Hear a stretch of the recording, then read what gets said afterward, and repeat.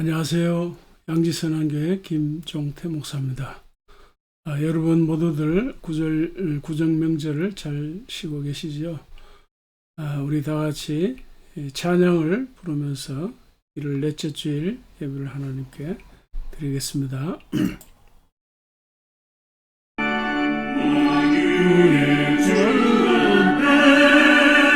감사를 드리고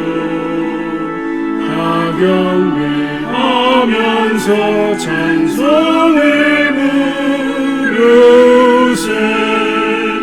내 맘 열어 한 소리로 주를 찬양하라. 영원한 그 나라 주 다스리시니 생명의 열쇠는 주님의 것이라.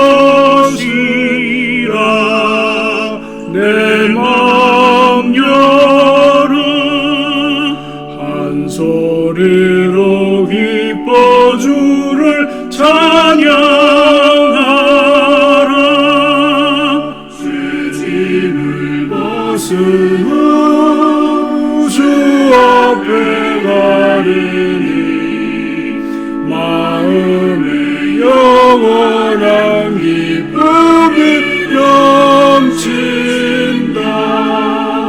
내 맘 열어 한 소리로 기뻐 주를 찬양하라. 한 소망 가지고 그날을 기리며 주 다시 오실 때 기쁘게 맞으리. 내 맘 열어 한 소리로 기뻐 주를 찬양하라.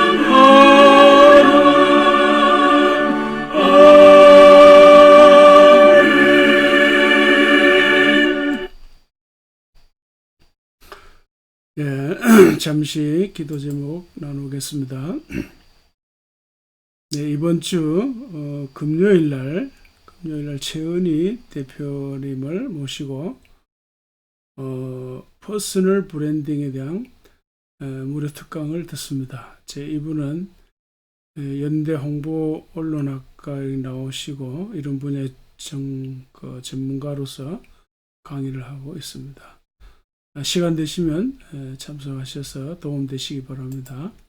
잠시 한번 1분 정도 기도하겠습니다.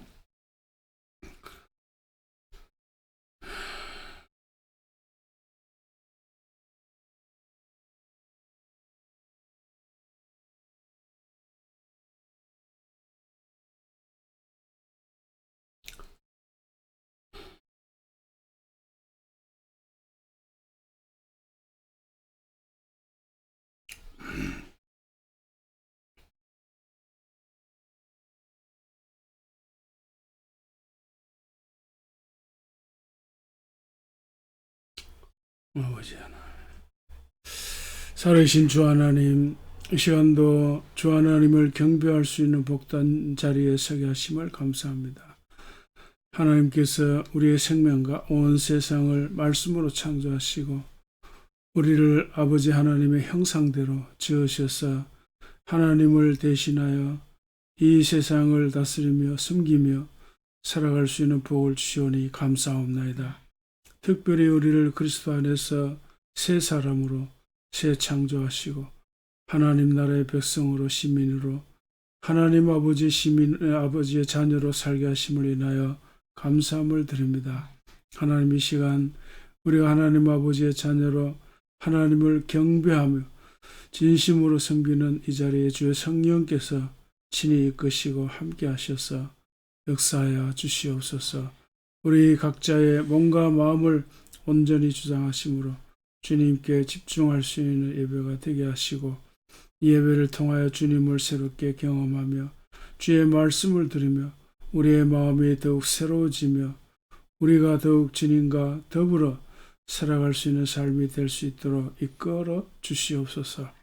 하나님, 오늘도 우리 사랑하는 선교사님들 신야생, 김명숙, 전학진, 장재강, 김희정, 이삭, 알로토, 오길라, 이 모든 사역자들 주님의 은혜와 권능의 장중에 붙잡으셔서 저들로 주의 말씀에 풍성하게 하시고 성령의 충만함을 허락하여 주셔서 맡기신 사명을 온전히 감당하도록 오늘도 붙잡아 주시기를 원합니다.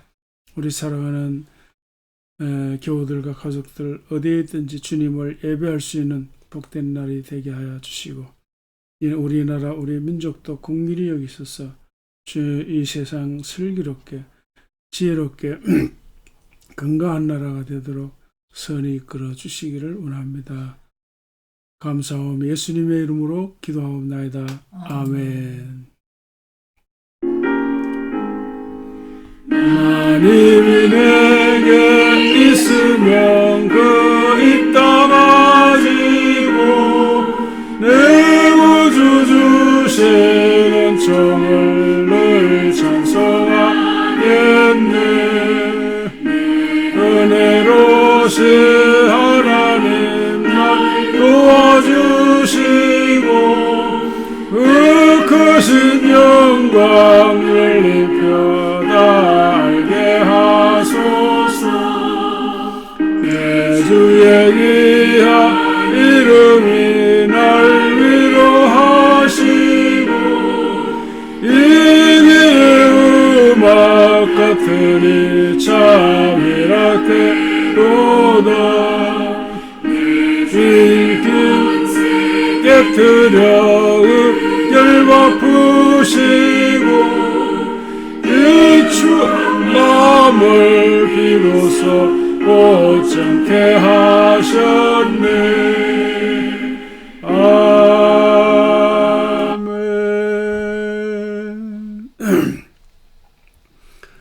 사람이 내게 말하기를 여호와의 집에 올라가자 할 때에 내가 기뻐하였도다. 예루살렘아 우리 발이 내 성문 안에 섰도다. 예루살렘아 너는 잘 짜여진 성읍과 같이 건설되었도다. 지파들 곧 여호와의 지파들이 여호와의 이름에 감사하려고 이스라엘의 전례대로 그리로 올라가는도다. 그 위에 심판의 보좌를 두셨으니 곧 다윗의 집의 보좌로다.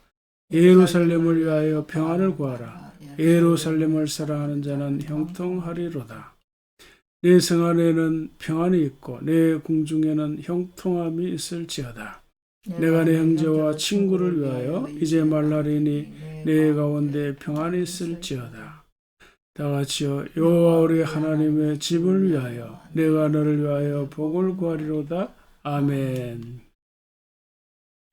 나는 전능하신 아버지 하나님 천지의 창조주를 믿습니다. 나는 그의 유일하신 아들 우리 주 예수 그리스도를 믿습니다.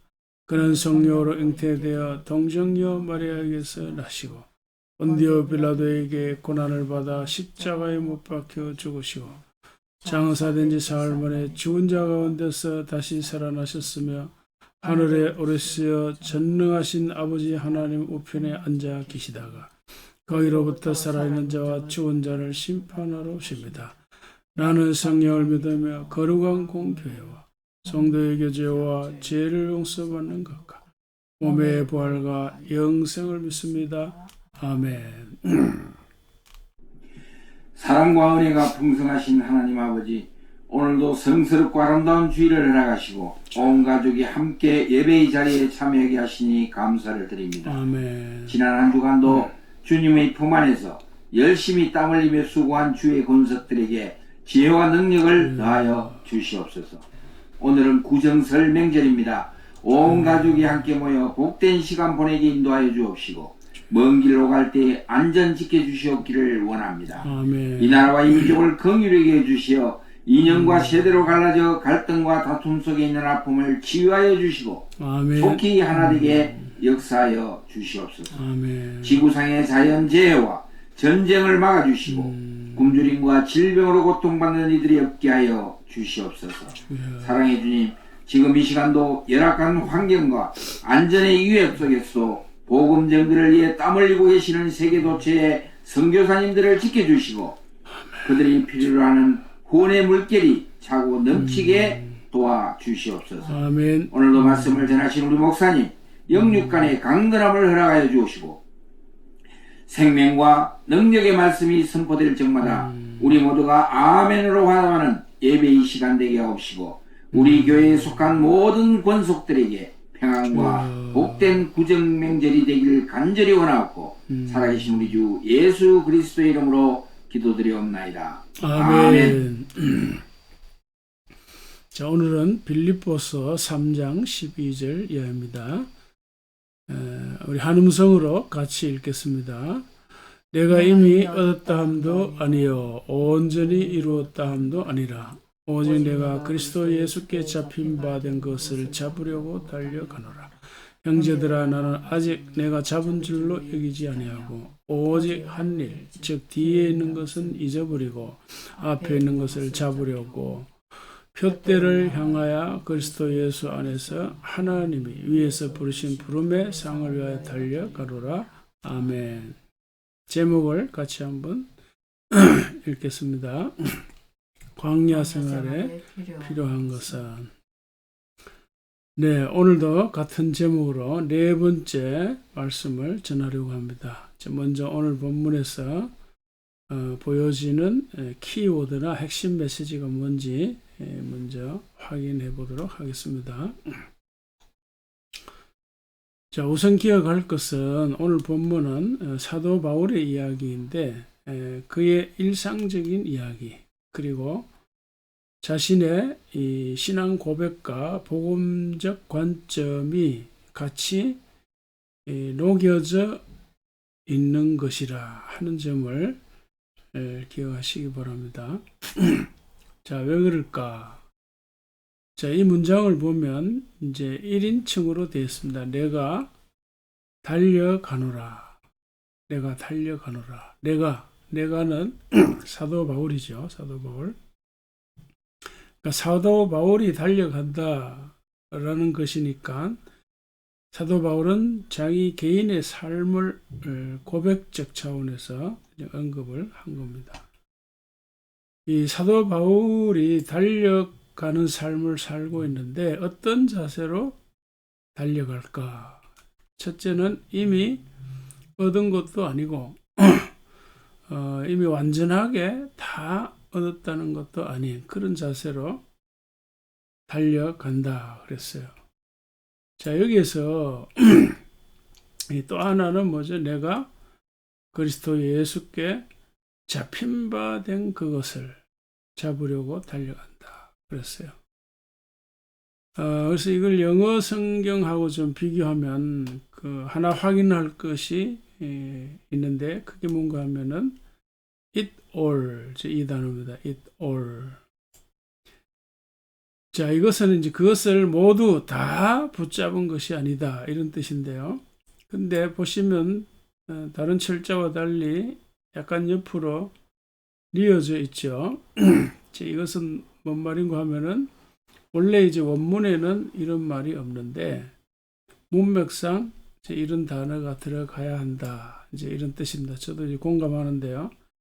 자, 이 무슨 뜻인가 하면은 이미 뭔가를 어느 정도 이루기는 했어, 얻기는 했어. 그러나 다 아직 얻은 것이 아니다.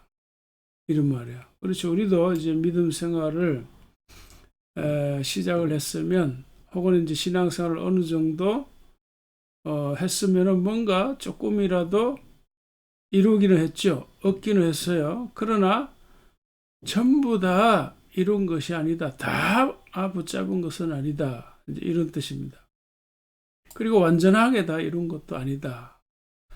이제 하는 것을 이제 고백하고 인정하는 그런 모습이죠. 자, 우리들도 마찬가지입니다. 신앙생활만이 아니라 이 땅에 살아가는 모든 삶이 다 그렇죠. 우리 각자가 하고 있는 일이나 생각하는 것을 어떤 면에서 이미 다 이미 얻은 것이죠. 다 얻은 건 아니에요. 어느 정도 성취했습니다. 완전하게 성취한 것은 아니에요. 뭔가 부족하고 아직도 뭔가를 향해 달려가고 있는 것이죠. 자, 이것이 제가 전에 하나님 나라를 전파할 적에 언급한 그 하나님 나라의 구조입니다. Already not yet 하는 거죠. 예수님이 선포하셨죠. 내가 하나님의 성령을 힘입어 귀신을 쫓아내는 것이면 하나님 나라가 너희에게 이미 임했다. 그렇죠. 그러니까 하나님 나라의 왕이신 예수님이 이 땅에 오신 것 자체가 하나님 나라가 이 땅에 이미 임한 거죠. 그러나 아직 완성되지 않았습니다. 자, 그런 차원에서 아직 임하지 않았다. Not yet. 이런 거죠.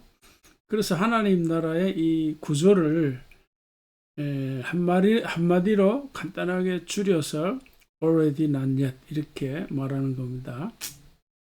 자, 그런데 자, 뭔가를 잡으려고 달려가고 있는데 잡으려고 하는 그것이 뭘까요? 그것을 사도 바울은 내가 그리스도 예수께 잡힌 바 된 그것이라 그랬어요. 구체적으로 뭔가 언급하지는 않았지만 예수께 잡힌 바 된 그것이라고 이제 제한시켜 놓았죠. 제한. 자, 영어 성경에 이렇게 해놨어요. By Christ Jesus. 그러니까 예수 그리스도에 의해서 붙잡힌 바 된 그것. 내가 잡혀야 붙잡혔다 이 말이죠. 이걸 이제 쉬운 말로 얘기하면 내가 예수 믿고 나서 예수님을 만나고 나서 생기게 된 그 무엇이죠. 자, 예수를 믿고 나서 생기게 된 그 무엇, 그것을 잡으려고 달려간다 이런 뜻입니다. 자, 그 다음 이제 구절을 읽어 나가면 자연스럽게 이것이 뭔지 파악이 되는데요. 자, 13절. 자, 이렇게 얘기합니다. 앞서 얘기한 것을 한 번 더 반복하죠. 형제들아, 나는 아직 내가 잡은 줄로 여기지 아니하고 오직 한 일, 즉 뒤에 있는 것은 잊어버리고 앞에 있는 것을 잡으려고. 그러니까 내가 아직 잡은 줄로 여기지 아니하고 앞에 있는 것을 잡으려고 달려간다 이런 말이죠. 자, 이걸 보면 이제 사도 바울은 과거가 아니라 미래를 바라보고 미래지향적인 삶을 살고 있구나 하는 것을 우리가 확인할 수가 있습니다.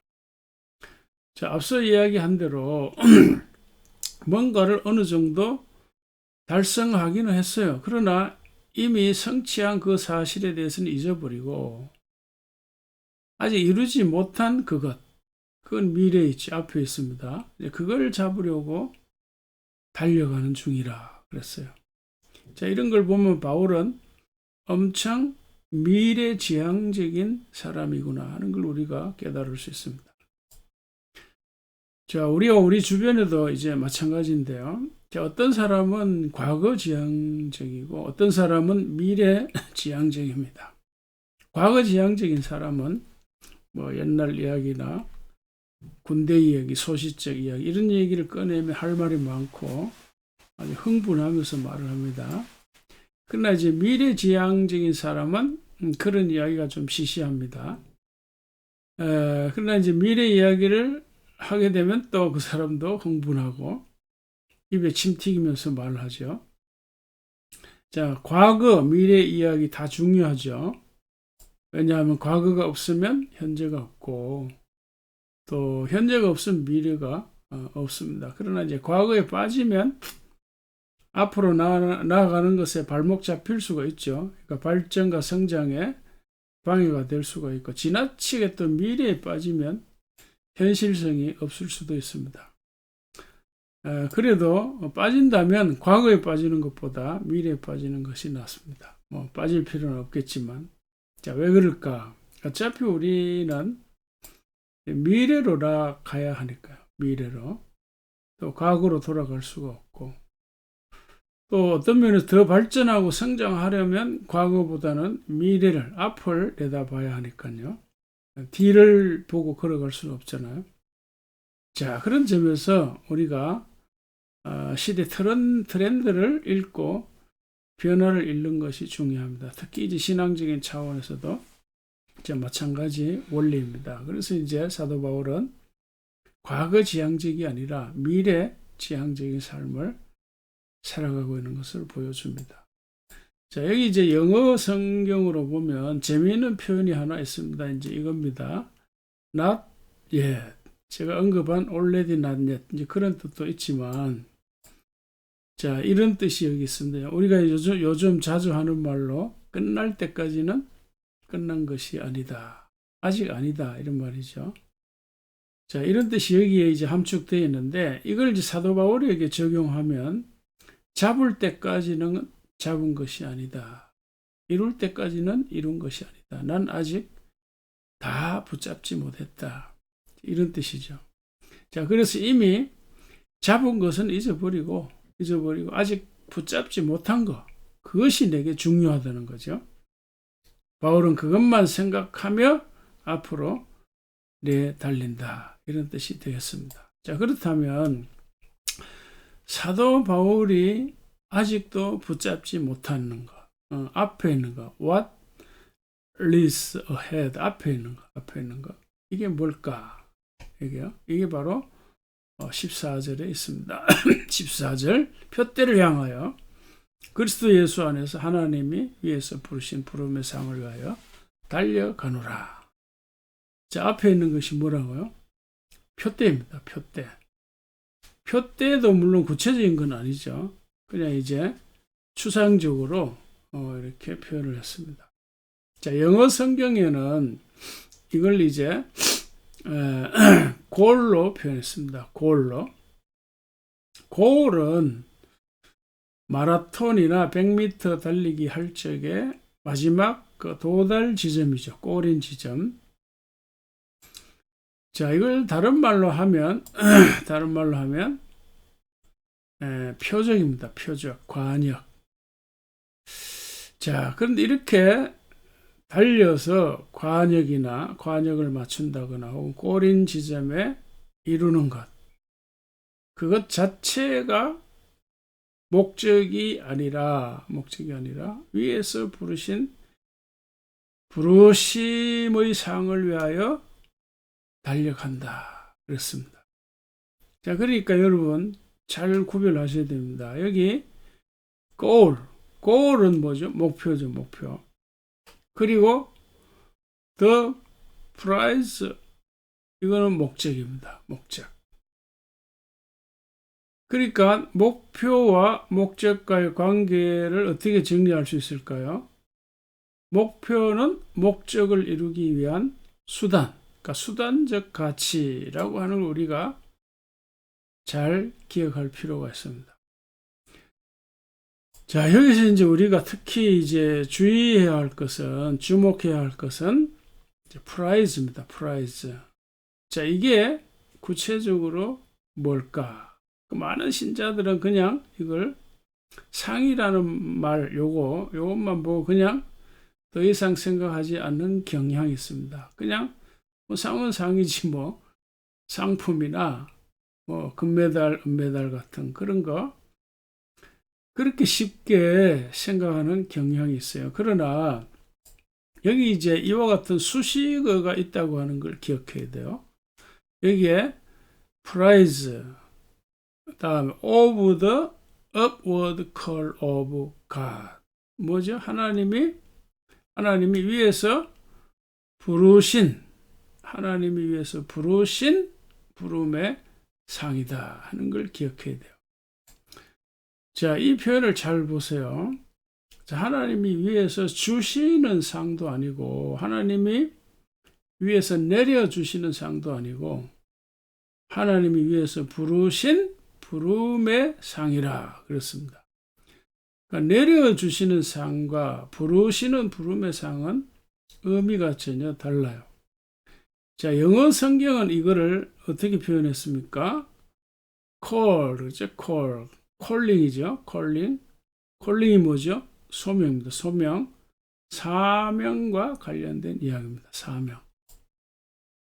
자, 그럼 이 상이 구체적으로 뭘까? 대부분 이 상을 앞서 언급한 대로 멸류관이다, 상급이다, 천국 상급이다, 이렇게 해석하고 그렇게 알고 있는데, 자, 여러분 한번 생각해 보세요. 우리가 이제 천국에 갔어요. 하나님 나라 들어갔어요. 금면류관이 다 받는다, 그런 표현되어 있는데, 실제로 이게 그런 물리적인 금면류관일까 생각해 볼 필요가 있어요. 그런 것이 필요할까? 필요하겠습니까? 자, 여러분은 어떻게 생각할지 모르지만, 저는 준다 해도 거추장스러울 것 같아요. 자, 여러분 생각해 보세요. 우리가 우리 자체로 영광스러운 상급인데 무슨 말이죠? 우리의 구원이 완성되면 우리 부활체가 있잖아요. 영육간에 다 구원이 완성이 돼서 부활체로 구원의 완성자로 반짝반짝 빛날 텐데 거기에 더 이상 뭐가 필요할까요?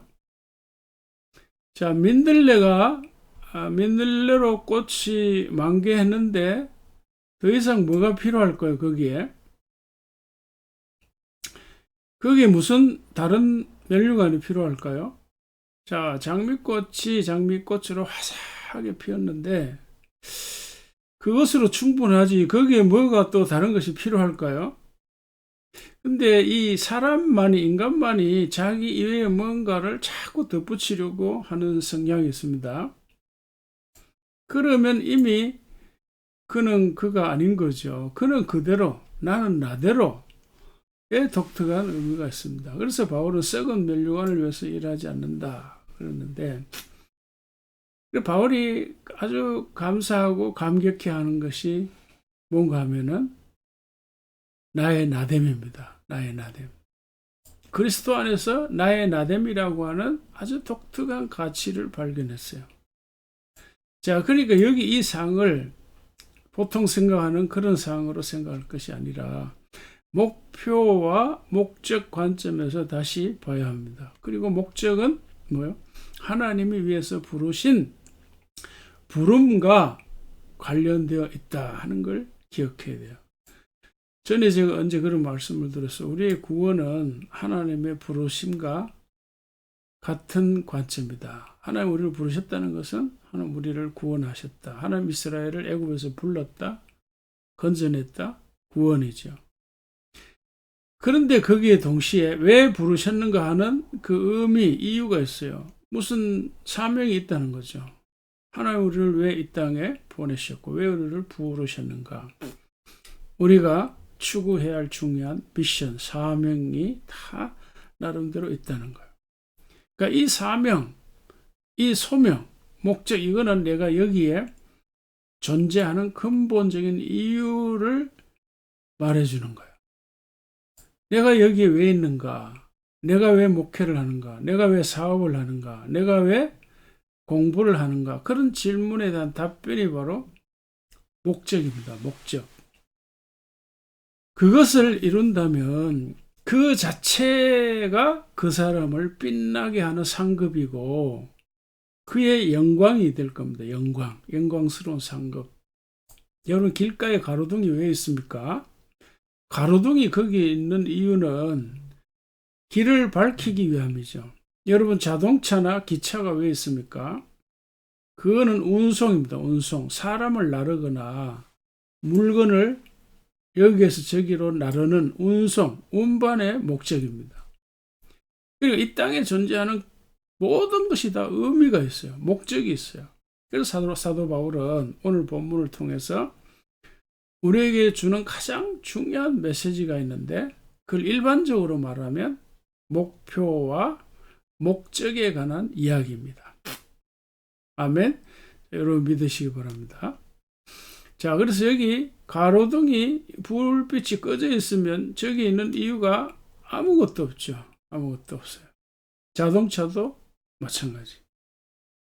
자, 그래서 우리가 여기에 왜 존재하는가? 나라는 존재가 이 땅에 왜 살아야 하는가? 심지어 세상에 안 믿는 사람도 왜 살아야 하는가? 이런 주제로 책을 쓰기도 하거든요.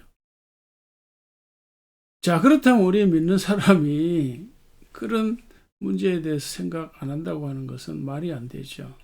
하나님 왜 나를 부르셨는가? 왜 구원하셨는가? 하나님 왜 나로 이런 일을 하게 하는가? 이를 우리가 생각할 필요가 있는 거예요. 자, 그럼 중간 정리를 할 수 있는데요. 자, 오늘 본문은 사도 바울이 자신의 삶에 대해서 얘기하는 건데, 줄이면은 목표와 목적에 관한 이야기입니다. 바울이 자신의 삶을 달리기, 특히 이제 장거리를 달리는 마라톤에 비유했죠. 자, 그렇게 마라톤을 하는 사람처럼 허공을 치기 위해서 달리는 것이 아니라 뭔가 그 목적, 분명한 목적, 목표나 목적을 바라보고 나름대로 삶을 살아가고 있다라고 고백했어요. 그런데 이 목표라고 하는 것은 한 개만 있는 게 아니에요. 목표는 많이 있습니다. 여러 개가 있어요. 여러 개. 이걸 조각화 이렇게 할 수가 있습니다. 조각화. 저와 여러분도 마찬가지예요. 자, 그래서 바울은 이미 다 이루었다. 다 이루었다. 다 완성했다. 이렇게 말하지 않았죠. 뭐죠? 전체 중에 뭔가 일부를 이루은 거예요. 그러니까 목표 1, 2, 3 이렇게 뭔가 부분적으로 이루었다는 겁니다. 이루었어요. 목표 1을 이루고 그 다음 또 2를 이루고 3을 이루고 이렇게 자기 인생을 살아가는 거예요. 자, 그걸 뭐예요? 관역에 비유한 거죠. 관역, 타겟. 근데 우리가 아는 대로 이 관역이라고 하는 거는 좀 멀리 떨어져 있습니다. 앞에 있는 거, 앞에 미래에 있어요. 그러나 자기 시야 안에 들어와 있습니다. 목표가. 그러니까 멀리 있는 목표도 있고 가까이 있는 목표도 있죠. 그러니까 이제 일단 가까이 있는 목표, 그거는 우리가 노력하고 연습하고 잘 준비하면 하루하루 뭔가를 이루어갈 수가 있습니다. 이를테면 뭐 집이라고 하는 더 큰 목표, 그러니까 집장만 한다, 아파트를 산다, 이 큰 목표를 정해놓고 한꺼번에 물론 이루는 사람도 있겠죠. 대부분은 조금 목표를 한 해 그 이루어가는 거죠. 나누어서. 자, 그래서 이제 이 사도 바울도 이 목표를 언급했는데 신앙적인 차원에서 언급한 목표가 있어요. 그게 뭘까요? 그게 바로 이제 이겁니다. 같이 한번 읽겠습니다. 시작. 내가 그리스도와 그 부활의 권능과 그 고난의 참여함을 알고자 하여 그의 죽으심을 본받아 어떻게 해서든지 죽은 자 가운데서 부활에 이르려 하노라. 예. 이 사도 바울의 목표가 뭘까요? 목표가 신앙적인 목표? 이겁니다. 죽은 자 가운데서 부활에 이르려 하노라. 어떻게 해서든지. 그러니까 이걸 다른 말로 표현하면 뭘까요? 이겁니다. 내가 예수와 함께 죽고 예수와 함께 사는 것. 이게 이제 목표예요, 목표. 다시 말하면 사도 바울은 하루하루 그날 순간순간 살면서 나는 예수와 함께 죽는다. 그러니까 난 날마다 죽노라 그런 고백을 했죠. 그러니까 사사건건 날마다 예수와 함께 죽는 것만이 아니라 죽기만 하면 안 되죠. 우리 살아야죠. 왜? 다 살자고 하는 거다. 그런 말 있잖아. 예, 사는 것이 목적이에요. 사는 거. 대부분 예수와 함께 죽어야 돼. 이것만 말하는데 아니에요. 성경은 반드시 다시 살아야 돼요. 예수와 함께 살아야 됩니다. 죽고 그 다음에는 예수와 함께 또 사는 것. 이게 바로 일마다 사건마다 때마다 날마다 예수와 함께 죽고 사는 것. 이 목표. 사도 바울은 이 신앙적인 목표를 오늘 본문에서 언급한 거예요. 이 목표를 이루면 그럼 뭐죠? 그러면 바로 그러면 목적을 이루는 거예요. 목적을 조금씩 이것도 이루어가는 거죠. 궁극적인 목적을 이루는 거예요. 자, 한번 생각해 보십시오. 자, 내가 예수와 함께 죽지도 않고 예수와 함께 살지도 못했는데 그 사람이 하나님의 일을 제대로 할 수 있을까요? 내가 예수와 함께 죽지도 않고 예수와 함께 살지도 못했는데 신자로서 빛이나 소금의 역할을 제대로 하고 살아갈 수 있을까요? 자, 그런데 기억할 것은 바울은 여기에서 신앙적인 목표만 언급했죠. 그죠? 자기 일상을 구체적으로 언급하지는 않았어요. 그래서 여기에 우리의 일상을 구체적으로 연결해야 되죠. 그게 뭘까요? 그게 이제 직장인 같으면 회사에서 동료들과 같이 하는 업무나 어떤 프로그램이죠. 그걸 하나하나 달성해 가는 거죠. 그래서 매일 출근하는 거잖아요. 한 달 업무를 어느 하루에 다 이룰 수는 없잖아요. 하나하나 하루하루 일을 하는 거예요. 또 사업하시는 분들 같으면 어느 하루에 돈을 다 못 벌잖아요. 뭔가 조금씩 프로젝트를 이루어가면서 뭔가 이제 한 달 하는 목표를 이루잖아요. 보통 사람 같으면 어떤 일상도 있고 또 무슨 자격증이나 내가 뭔가 하여간 배우고 싶은 거 그런 거 있잖아요. 자, 그래서 예수와 이런 내 일상적인 일을 하면서 신앙적인 목표 뭐죠? 내가 예수와 함께 죽고 예수와 함께 사는 그 목표도 같이 달성해 가는 거예요. 사도 바울은 지금 우리에게 이런 메시지를 주고 있는 겁니다. 내가 하는 모든 일에 예수와 함께 죽고 예수와 함께 사는 것이 없으면 하나님이 나를 통해 우리를 통해 이루시려고 하는 그 부르심의 소망, 부르신 그 부름, 그 상, 그 미션을 제대로 달성할 수 있을까 하는 이야기입니다. 자, 여러분 내 안에 내가 살아있다? 다시 말해서 내 안에 예수가 살지 않고 옛사람이 그대로 살아있다? 그럼 우리가 신자로서 제대로 살아갈 수 있을까요? 어떻게 소명을 목사가 이룰 수 있을까요? 내 안에 옛사람이 예수와 함께 죽고 내 안에 예수와 함께 새 사람이 살아나야죠. 새 사람이. 그렇지 않고 어떤 목사도 목회를 제대로 할 수가 없고 어떤 그리스도인도 제대로 그리스도인으로 삶을 살아갈 수가 없습니다. 그러나 사도 바울이 고백한 대로 그날 하루하루 일마다 때마다 우리가 예수와 함께 죽고 예수와 함께 산다면 내가 이 땅에 존재하는 이유, 내가 사업을 하거나 직장 생활을 하거나 무엇을 하거나 간에 그 일을 통해서 하나님이 이루시려고 하는 그 목적, 내게 주어진 그 사명을 제대로 감당할 수 있을 것입니다.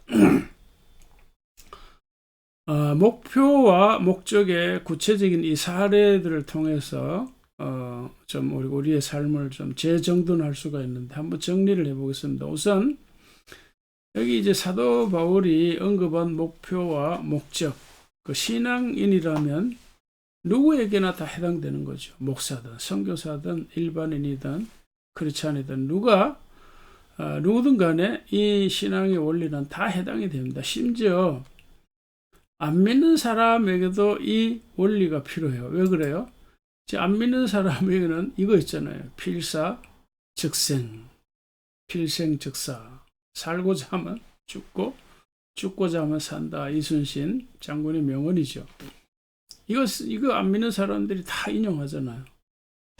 근데 이거의 방법은 다르지만 의미는 같아요. 의미. 어떻게 하든지 내가 죽어야 된다. 그 말이죠. 자, 그런데 여기 이제 예수와 함께 산다. 이제 이런 메시지는 좀 약한 것 같아요. 자, 그래서 우리는 바이블의 메시지는 죽어야 하고 살아야 한다.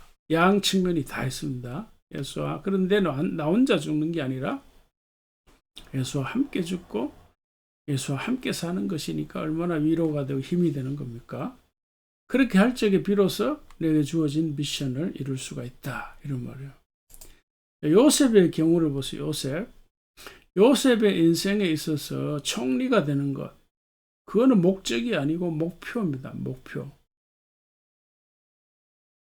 자, 여기 지금 요셉의 인생을 보면 신약 성경에서 말하는 자기 부인. 형들을 보복하지 않고 원수 뭐 이렇게 생각하지 않고 말이죠. 그러니까 이런 삶을 살았어요. 계속 자기를 죽이는 삶을 살았죠. 그러니까 오늘날 언어로 말하면 요셉이 나는 애굽의 총리가 돼야 되겠다 이런 목표를 가지고 산 것은 아닙니다. 아니죠. 자, 그렇지만은 이제 결과적으로 물론 이렇게 됐습니다. 물론. 자, 그러니까 요셉에게 있어서 총리는 목표이지 목적은 아닙니다. 그럼 목적은 뭘까요? 목적이 여기 있는 대로 생명을 살리는 거예요. 애굽인이든 이스라엘인이 누구든 간에. 왜요? 7년 기근이 있으니까. 7년 동안이나 기근이 되면 살 수 있는 사람이 누구일까요? 그러니까 7년 기근에 많은 사람들이 굶어 죽을 수도 있는데 그 위기를 미리 대비하기 위해서 총리가 되었다. 이렇게 우리가 해석할 수가 있는 거죠. 다시 말하면 총리라고 하는 직책은 죽을 사람을 살리는 거예요. 살리는 거.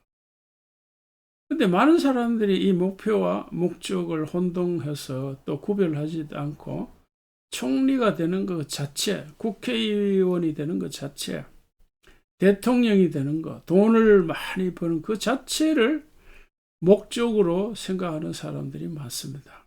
아니죠. 수단입니다. 수단. 수단적 가치. 사업하시는 분들의 예를 한번 들어보세요. 예를 들어서 이제 파타고니아라고 하는 아웃도어 회사가 있습니다. 이게 이제 세계적으로 두 번째 유명한 이제 아웃도어 회사인데, 자, 여기 이 회사의 그 목표, 미션이 있어요. 그거는 뭐 돈을 버는 게 목적이 아니고 환경이나 지구를 살리는 것이라 이렇게 명시가 되어 있어요. 아예. 그래서 이 회사를 설립한 이본 시나드 이 사람은요, 자기 회사의 지분 4조 전액을 통째로 환경단체에 기부를 했습니다. 이거 작년 9월 달에 나온 기사거든요. 자, 이 사람은 이제 이렇게 했지만 어떤 사업가는 나는 돈을 버는 것은 목표이고 선교사를 돕는 것이 목적이다. 이제 이렇게 또 할 수도 있고, 어떤 이제 회사는 나는 돈을 버는 건 목표고, 내가 100억을 버는 게 목표다. 근데 그렇게 벌면 경제적 자유, 시간적 자유를 가져서 아프리카 가난한 사람들을 내가 돕겠다. 또 어떤 사업가는 우리나라에 밥을 굶는 사람이 많은데, 밥 굶는 아이들을 돕는 것이 내가 사업하는 목적이다. 이렇게 정할 수도 있는 거죠. 혹은 이제 직장인 같으면은 내가 회사에서 진급하는 것이 목적이 아니라 주변의 동료들의 말을 경청하고 또 그들을 배려하고 그들이 먼저 진급하도록 도와주는 것이 목적이다. 그들의 필요를 채워주는 것이 목적이다. 이렇게 정할 수도 있어요. 물론 또 달리 정할 수도 있겠죠. 그거는 이제 자기가 어떤 가치나 살아가는 방향에 따라서 뭔가 나름대로 목표와 목적을 구별하고 그렇게 정할 수 있는 거죠. 이제 제가 여러 차례 말씀드린 대로 요즘은요, MZ 세대가 우리나라에서 가치 소비를 주도한다 그랬어요. 다시 말하면 굉장히 가치관 의식이 뚜렷합니다. MZ 세대들은. 가치가 뭘까요? 가치가 바로 이 목적입니다. 목적은 뭐 소중한 것을 중심으로 살아간다 이 말이에요. 소중한 것을 중심으로. 이 가치와 보람 있는 일을 위해서 우리가 살아가는 그 삶의 방향을 정하는 것이 바로 오늘 우리가 본문에서 생각할 수 있는 중요한 이야기예요. 그래서 우리가 목표와 목적을 잘 구별해서 우리가 정해서 살아가는 것이 우리가 한 번뿐인 우리 삶을 제대로 살아간 것이라고 생각을 합니다. 자, 말씀을 마무리하겠습니다. 오늘 설교 제목이 뭘까요? 오늘 설교 제목, 광야 생활에 필요한 것은. 자, 여기에 대한 답변은 목표와 목적을 잘 구별해서 살자. 왜요? 우리는 지금 광야를 지나고 있지, 가나안 땅에 아직 도착한 것이 아니잖아요. 광야라고 하는 것은 지나가는 거죠. 목적지 자체가 아니죠. 목적지는 가나안 땅입니다. 자, 이스라엘 백성들이 광야를 지날 적에 수많은 경유지를 지났죠. 수많은 그 경유지가 바로 목표입니다. 목표. 그러니까 애굽의 라멘셋에서 출발해서 이 가나안에 도착할 때까지 이제 진 캠프를 쳤잖아요. 몇 번 쳤을까요? 42번 쳤습니다. 42번.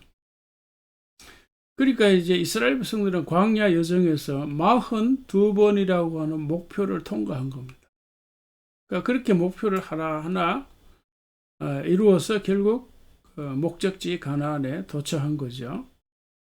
자, 우리는 이 각자의 인생에서 오늘도 수많은 이제 목표 중에 하나를 이루면서 살아갈 수가 있는 거죠. 어떤 사람은 나는 어떤 시험에 합격해야 돼. 학교에 어떤 원하는 회사, 학교, 또 자격시험, 또 원하는 어떤 프로젝트. 어떤 사람은 뭐 나는 국회의원에 당선돼야 되겠다. 뭐 그런 목표가 있잖아요. 근데 그 목표는 과정, 수단적 가치 중요하죠. 이게 중요합니다. 수단적 가치. 그 목적적 가치와 수단적 가치를 우리 구별을 해야 되는데, 자, 왜 이게 필요하다고요? 우리 인생 자체가 광야 생활이니까. 광야 생활. 그냥 지나가는 거죠. 특히 중요한 이유가 뭘까요? 특히 중요한 이유는 우리는 하나님 나라의 백성으로서 가치지향적인 삶을 살도록 부르심을 받았기 때문입니다. 그러니까 가치지향적이라고 할지 의미가 뭘? 가치는 소중한 거죠. 아주 귀한 거예요. 귀한 거. 그러니까 우리가 한 번뿐인 인생을 정말 중요한 것을 중심으로 살아야 되지 않겠습니까? 나한테 의미도 없고 가치도 없다. 그런 걸 위해 살아갈 사람이 누가 있겠습니까? 신앙생활을 하지 않더라도 마찬가지. 어떤 점에서는 요새 안 믿는 사람들이 굉장히 이런 걸 강조해요. 도대체 내가 소중히 여기는 것이 뭘까? 소중히 여기는. 그래서 문제는 뭔가 하면 소중히 여긴다고 하는 그것이 객관적인 것이 아니고 주관적입니다. 다시 말해 사람마다 소중히 여기는 것이 다 다르다는 거예요. 그렇죠?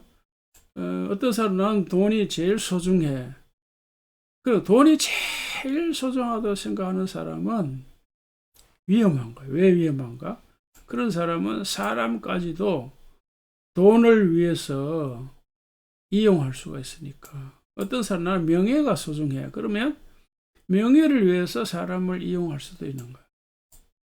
그러니까 이제 그래서 우리가 이 가치를 정할 적에 객관성이랄까 보편성에 가까울수록 좋아요.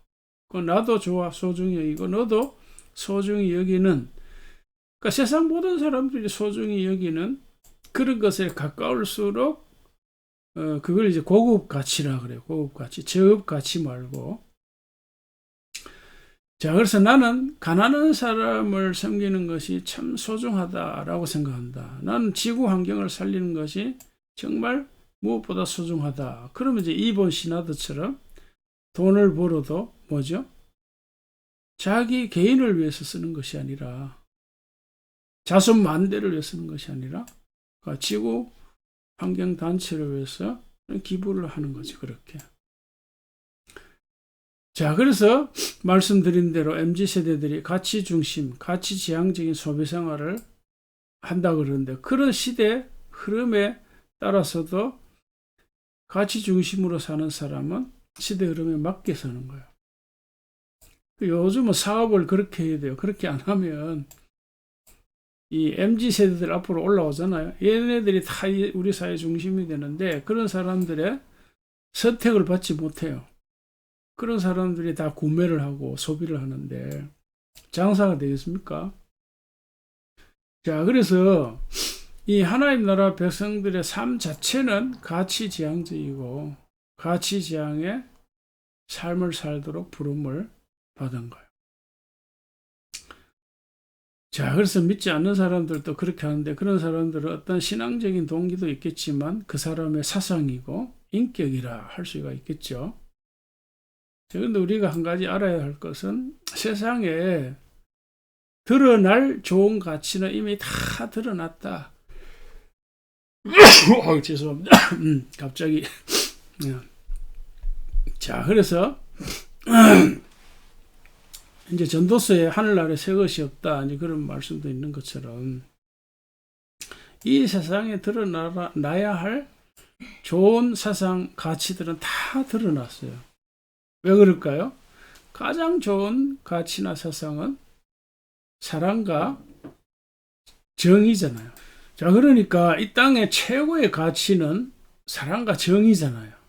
사랑과 국률과 공평 뭐 이런 거잖아요. 근데 이런 걸 세상에서 다 이미 옛날부터 말하고 있어요. 그러니까 뭐 이제는 새로운 게 없어요. 다 알 거는 우리가 다 안다는 거예요. 다. 중요한 거는 말만 하고 실천하지 않는다. 이제 이런 것들이 문제이겠죠. 그래서 별로 우리가 세상에 대해서 뭐 특별히 기대할 게 없어요.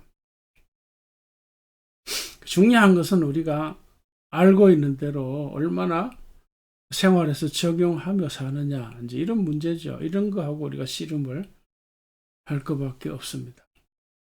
그래서 세상 정치에 대해서 우리가 식상할 수밖에 없는 이유는 말밖에 없잖아요. 그죠? 다, 그죠? 말밖에 없고 자기 이익을 위해서 살아가는 거니까. 그래서 이제 사람들은 갈수록 주관적이 되는 거예요. 요새 이제 MZ세대, 알파세대가 나오는데 다 이제는 생각이요. 지금 기성세대하고 완전히 달라요, 생각이. 개성, 자기가 중요한 거, 이제는요. 자기가 중요한 시대가 된 겁니다.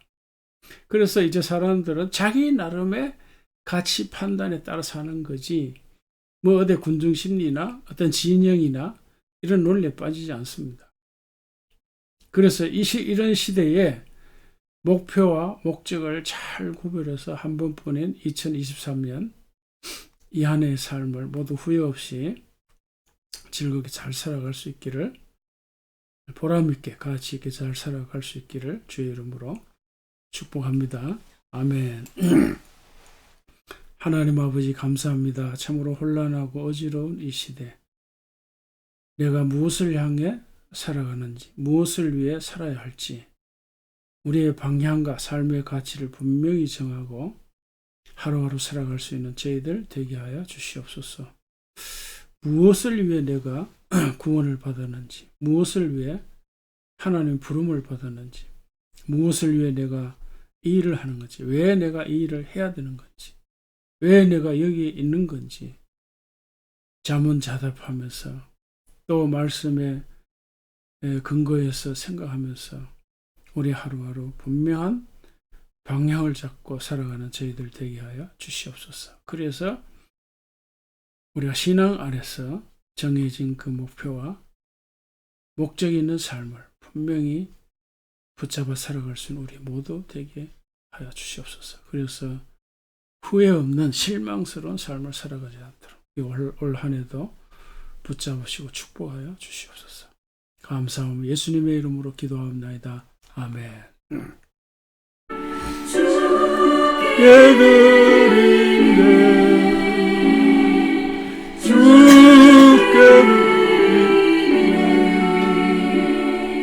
사랑하는 구주 앞에 오르드리네.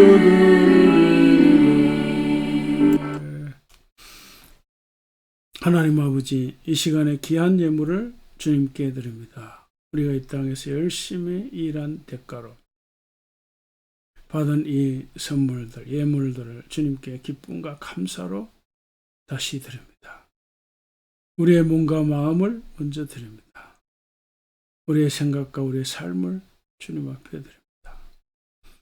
우리가 받은 이 축복의 열매를 주님 앞에 드립니다. 11조 헌금, 감사 헌금, 성교 헌금을 주님 앞에 드립니다. 주님 친히 연락하시고 바치는 손길들마다 축복하셔서 번창과 번영의 복을 허락하시고 시간과 경제적 자유를 얻어서 우리가 소중한 일을 위해 살아갈 수 있는 우리 모두 되게 하여 주시옵소서. 감사하며 예수님의 이름으로 기도합나이다. 아멘. 하늘에 계신 아버지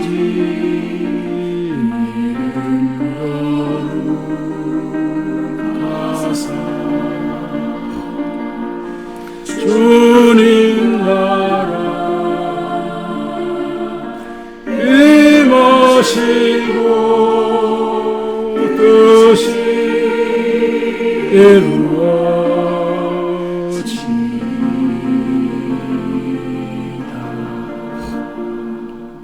일용할 양식 주시고 우리들의 큰 죄 다 용서하시고 시고 악에서 원하소서. 내게 주의 나라 죄권세 주의 영광 영원히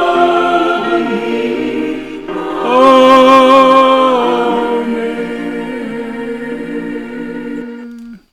이제는 예수 그리스도의 은혜와 하나님 아버지의 영원하신 사랑과 성령님의 감화감동 충만하심이 사도 바울의 그 신앙의 원리에 따라 날마다 우리가 예수와 함께 죽고 예수와 함께 삶으로 나를 통해 이루시고자 하시는 주님의 거룩한 소명, 아름다운 소명을 그 사명을 이루며 살아가기를 원하는 주의 모든 성도들에게 이제로부터 영원히 함께 하시옵기를 주님의 이름으로 축원하옵나이다. 아멘.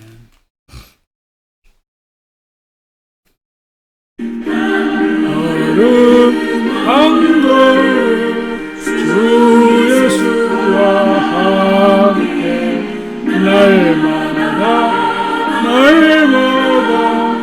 우리 걸어가리. 아멘. 자, 오늘 주일이 기도하고 구정명절인 오늘 여러분 가족들 친지들과 함께 즐겁게 평안하게 특히 여기지 왕래하실 적에 안전하게 다니시기를 소원합니다. 감사합니다. 안녕히 계십시오.